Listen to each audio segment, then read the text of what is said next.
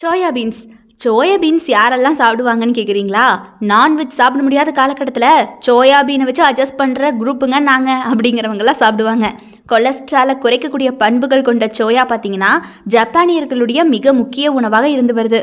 பெரும்பாலான புரத உணவுகளில் அமிலத்தன்மை இருக்கும். ஆனால் சோயா பீன்ஸில் ஆல்கலைன் அதிகம். இது இயற்கையாகவே உடலுக்கு ரொம்ப நல்லது அப்படின்னு சொல்கிறாங்க. நம்முடைய தினசரி உணவில் சோயா பீன்ஸை சேர்த்துக்கும் போது அது உடலில் ஒட்டுமொத்த கொலஸ்ட்ராலையும் கட்டுப்படுத்துறதோட எல்டிஎல் கொலஸ்ட்ரால் அப்படின்னு சொல்லக்கூடிய கெட்ட கொலஸ்ட்ராலை குறைக்குதுங்க. ஒரு நாளைக்கு 50 கிராம் அளவுக்கு சோயா பீன்ஸை நீங்கள் உணவில் சேர்த்துக்கிட்டாலே 3% அளவுக்கு கெட்ட கொலஸ்ட்ராலை குறைக்க முடியுமா உங்களால்?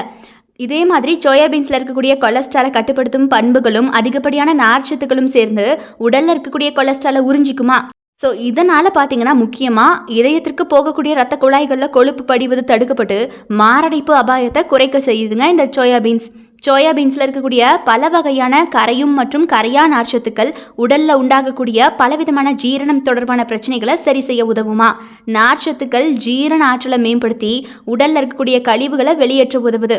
இதனால நமக்கு வயிறு சம்மந்தமான எந்த பிரச்சனையுமே வராது.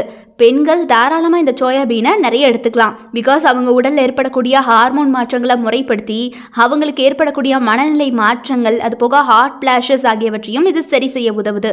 இது போக ரத்த சர்க்கரையை கட்டுக்கொள்ள வைக்க உதவுது சோயாபீன். சோயாபீன் பார்த்தீங்கன்னா மார்பக புற்றுநோயை தடுக்கிற அளவுக்கு சக்தி வாய்ந்தது.